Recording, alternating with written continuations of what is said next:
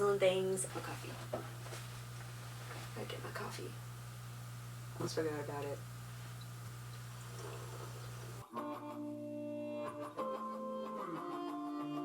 Hello everybody, welcome back to my channel. One of the last videos I did before I went on my 4 or 5 year hiatus of YouTube was a video talking about my labrum tear, my hip injury that I sustained through dance and then after dance. I'll see if I can link it. Let's see if I can link it above somewhere, or I'll also link it in the description below so you can go back and look on that, because this is going to be a part 2 update on my hips. And you guys, so much has happened since that update. Where I left you guys off was that I was diagnosed with a labral tear. I was starting physical therapy for it, and that's where I left you off. Since starting physical therapy, it did not work. It actually made it worse. The pain got exponentially worse to the point where I had to start walking with a cane. And I was referred to a chiropractor within like the same medical group, I guess, by my primary care provider. And then the chiropractor I went to was basically just physical therapy again. They gave me the exact same exercises to do. And usually, like, when you think of chiropractors, you think of like adjustments of like your bones, and they didn't do any of that. They did some stretching and then gave me a list of exercises and said, go do these at home. And I'm like, they sent me here because none of that worked. Like, what? PT didn't work. The chiropractor I was sent to didn't work. So finally they were like, okay, nothing seems to be working. Let's send you on up to the surgeon and get that going, because obviously you're not going to get any better anytime soon. I finally get to the appointment with the surgeon to go over, you know, a timeline for hip surgery, what recovery is going to look like, how much I'm going to have to take off from my job. Get up there and I'm sitting and I'm waiting for this guy to walk in. He walks in, sits me down, and he's like, okay, so we looked over your MRIs and we looked over your x-rays, and we don't see a tear. We see something that maybe might be a tear, but it's so minuscule that it should not be causing you these problems, so we have no idea what's wrong with you. Go home. Let's, you know, start over, but you don't need hip surgery. At this point, I think I had spent maybe plus minus $800 on trying to fix a labrum tear that I was diagnosed with.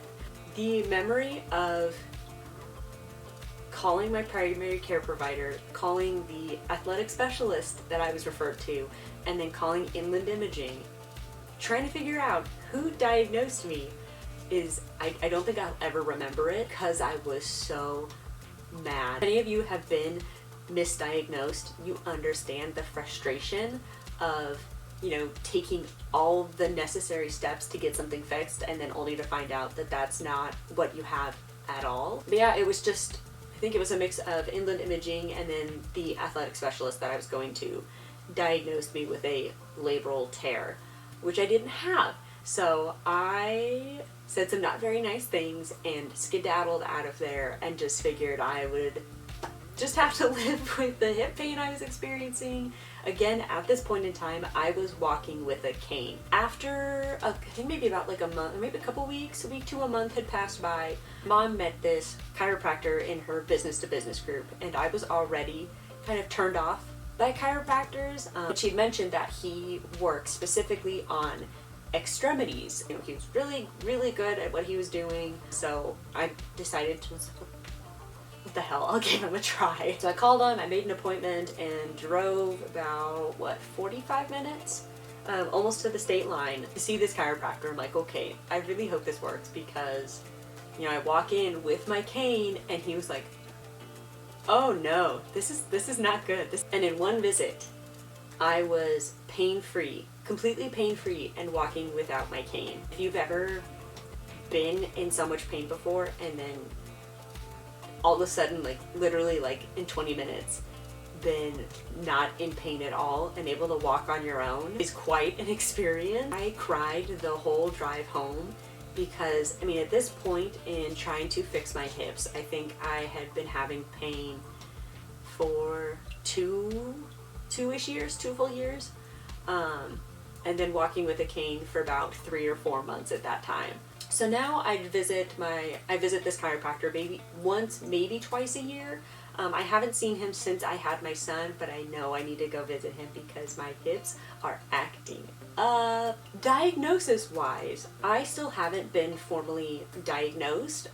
Everyone I've gone to seems to just really focus on that I was a dancer rather than focus on what is physically going on with me. I've done research on my own. I know it's like not recommended. I don't recommend you do this, but after the experience I've had with, you know, the athletic specialist, my primary care provider, I really didn't pinpoint the issues I'm having. After doing my own research and looking at my symptoms compared to other injuries in the hips, it seems that I have like an overstretched and strained hip flexor. The symptoms match up almost exactly, and it would make sense because I overstretched my hip muscles when I danced. I'll see if I can insert a picture somewhere in here of a friend of mine, Joseph, standing on my back or on my hips while I'm straddled and the splits on the floor.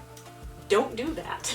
Please don't do that, or you will end up like me. My hip structure is set straight forward, and for dance they usually like hip structure to be set more outward, and I don't have natural turnout at all. I forced my turnout. I forced a lot of it, and I overstretched all of the joints and tendons and ligaments and muscles in my hips to make that happen. So I think it's just a completely overstretched everything in my hip joints and strained it through, you know, being dropped and forcing turnout, all of that jazz. I do know that my chiropractor helps, but I've also noticed that changes in weather really irritate my hips. It's like I can feel it deep in my hips and in like my lower back where those joints and muscles would connect. Especially now, we have gone from like 40, 50 degree weather up here in the Northwest to like 16 at night.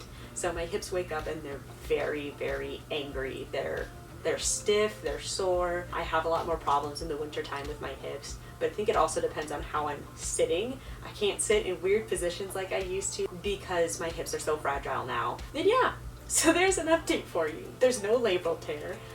I haven't been formally diagnosed, and one chiropractor in the entire area has been the only thing to help. I know some of you guys have been asking for an update on this, so here it finally is, my labrum tear update, hip pain update, the doctors in this area don't know what they're doing update. Don't forget to like and subscribe. I'm hoping to be more consistent on here. We'll see. I've got lots more videos to film.